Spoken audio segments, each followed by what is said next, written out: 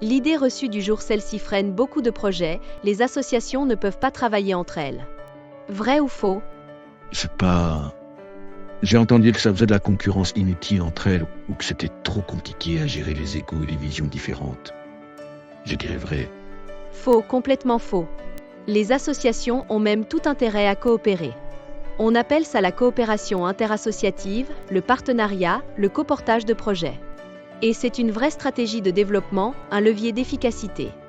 Mais elles ne se marchent pas dessus parfois. Et comment ça marche si elles ont des objectifs un peu différents? Pas du tout. Elles peuvent être très complémentaires. L'idée n'est pas de faire la même chose, mais d'unir des forces différentes pour un objectif commun. Exemple concret, imagine l'association Un Toit pour Tout, qui aide les personnes sans abri, et l'association Les Cuisiniers du Cœur, qui distribue des repas. Un Toit pour Tout identifie des personnes ayant besoin de repas chauds et les oriente vers les Cuisiniers du Cœur qui les préparent. En retour, les Cuisiniers du Cœur signalent à Un Toit pour Tous des personnes qui pourraient bénéficier d'un accompagnement au logement.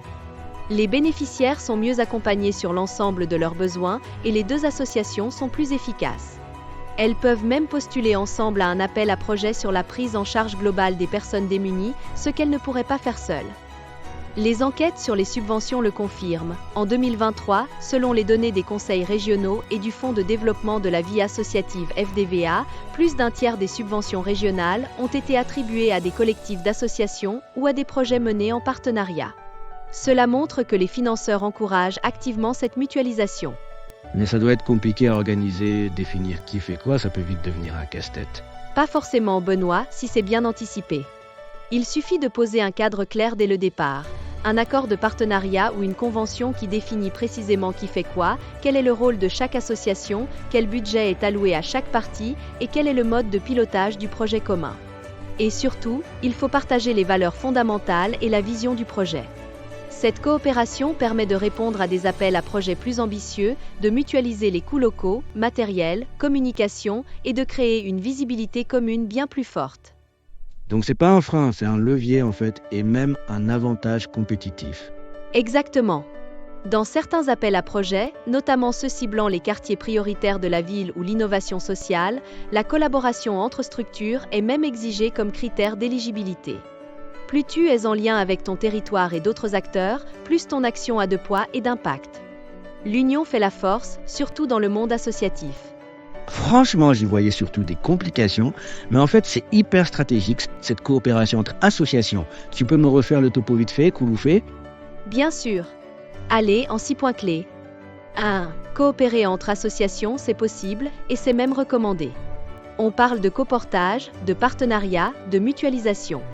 Ce n'est pas de la concurrence, c'est du renfort. 2. Les associations peuvent être complémentaires. Elles n'ont pas besoin de faire la même chose, elles unissent leurs compétences pour un objectif commun. 3. La coopération améliore l'impact social. Les bénéficiaires sont mieux accompagnés, les actions sont plus efficaces et les projets plus ambitieux deviennent accessibles. 4. Les financeurs adorent ça. En 2023, un tiers des subventions régionales sont allées à des projets menés en collectif ou en partenariat. C'est un vrai signal positif pour ton dossier. 5. Il suffit de bien cadrer la coopération. Avec un accord clair sur les rôles, le budget, la gouvernance et des valeurs communes, ça roule. 6. Et dans certains appels à projets, c'est même obligatoire. En particulier dans les projets liés au QPV, à l'innovation sociale ou à l'insertion. Donc, en résumé, mieux vaut avancer ensemble que chacun dans son coin. Exactement, Benoît. Dans le monde associatif, s'associer, c'est se renforcer. L'union ne fait pas que la force, elle fait le sens et l'impact. Merci d'avoir été avec nous pour cet épisode plein de bon sens et de coopération. N'oubliez pas, dans le monde associatif, avancer ensemble, c'est aller plus loin. À très bientôt pour un nouvel épisode des idées reçues sur l'associatif. Prenez soin de vos projets et de vos partenaires.